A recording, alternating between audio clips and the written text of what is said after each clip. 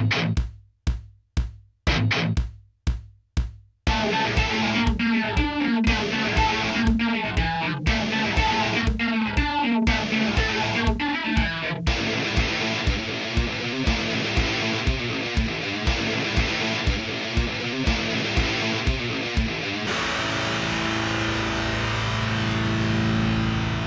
guys, it's me Delta1, and today we're going to be doing a review of the Snowwolf Barrett M82. Thank Jesus for Snowwolf for making a poor man's Barrett. But anyways, we're here with A-Spec Airsoft. You can buy the gun, and a link in the description.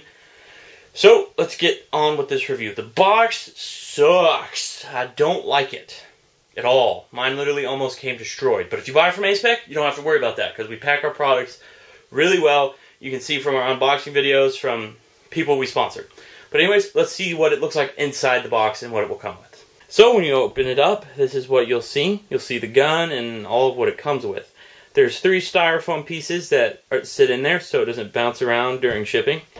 So what it comes with is a 450 round high capacity winding magazine for the Barrett itself. Ho ho ho, I love the Barrett. A craptastic 8.4 volt 1500 milliamp nickel hydrate battery.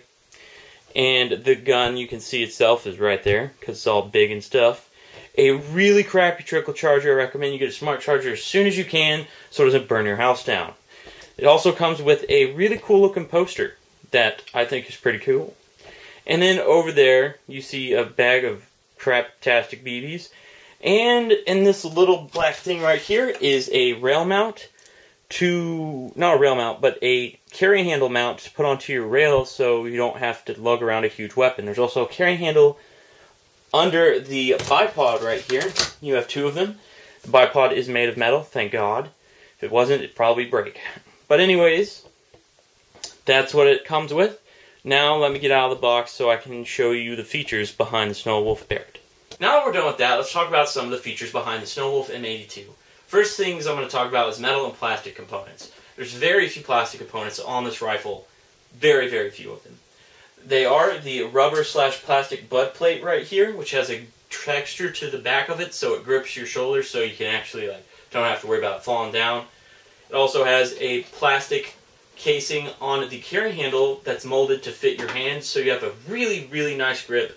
So when you pick it up, it's, it's not going to slip out of your hand, which is a very, very nice feature.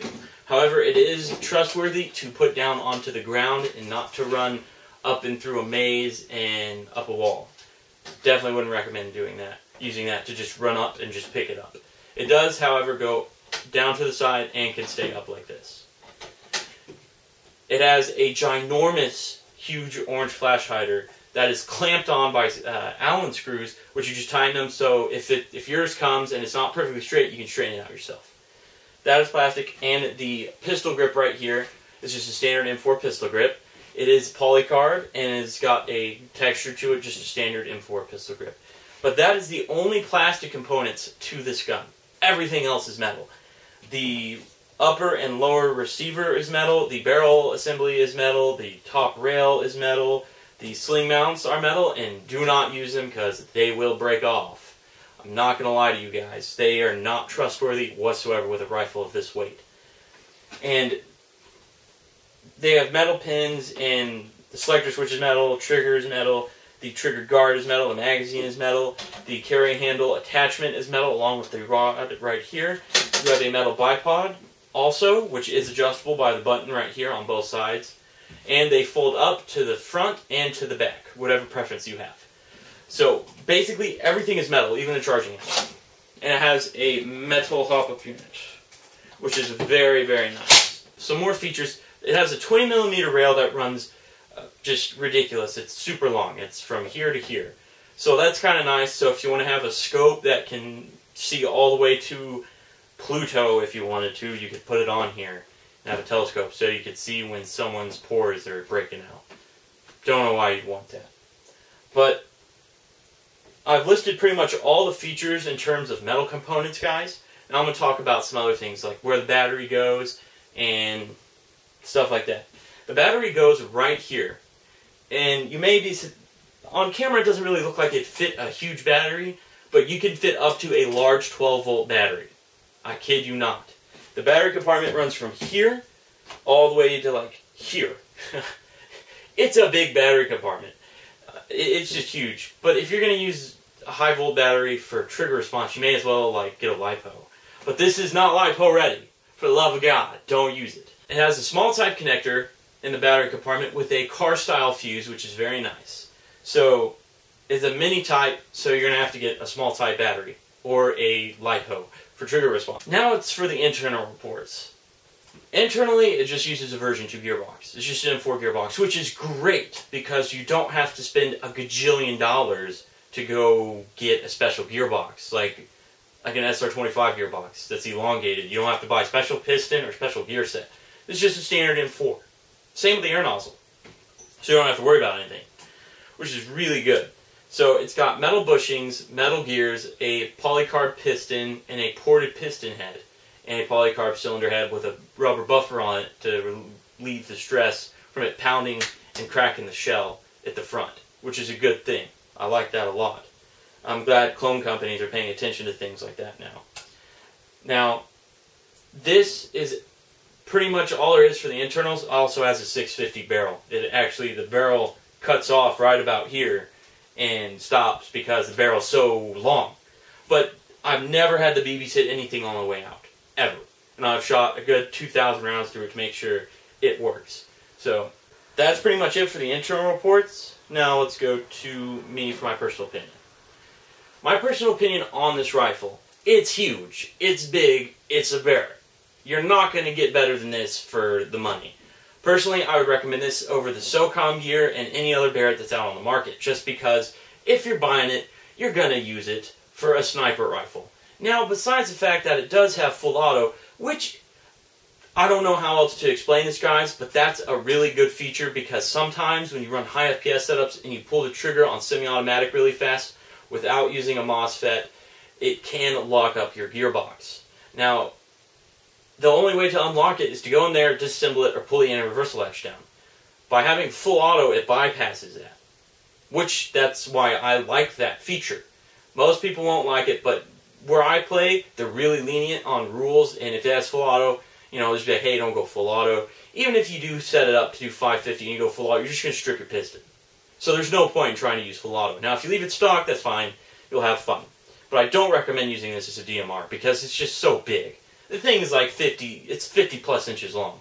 It's got a good 9 to 10 to 12 inches on a saw and an M16. This thing is huge. So, I like it because it's not a million pounds as well. I can actually one-hand it right here. Check this out. One-handed. One hand in a Barrett. Only at A-Spec Airsoft. Of course, it is quite heavy doing it. I'm not going to lie. That's one of the other things I really love about it because it's not a million pounds. And I like that. Now, I know if you're a mil-spec player, that's going to bother you.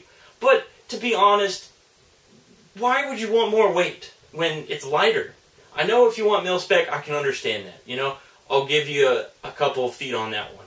I understand that. But this is usable, unlike some of the other bears, which are so dang heavy.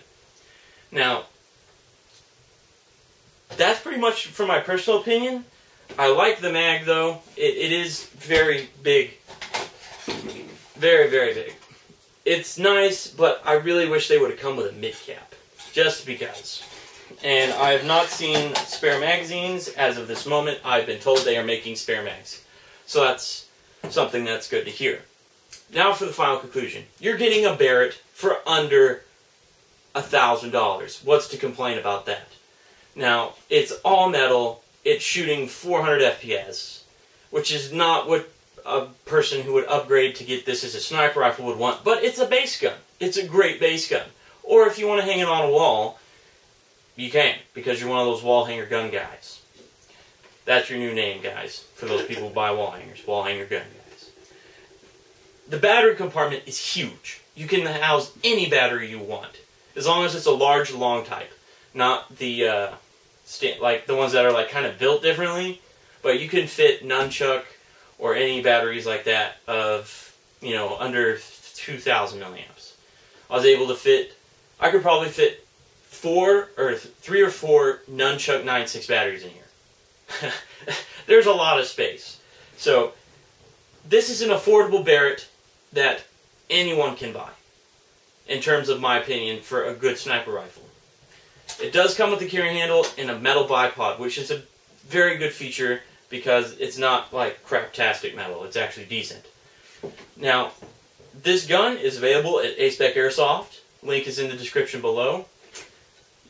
And guys, I know I took forever to get this review out, so I apologize, and I hope you're liking the new review style, because I'm going to have to stick with it because I can't keep up with my business and videos like this with my old style because there's just too much editing. So guys, I hope you enjoy this review, and stay tuned for the other Snow Wolf Barrett coming soon. So guys, thanks for watching.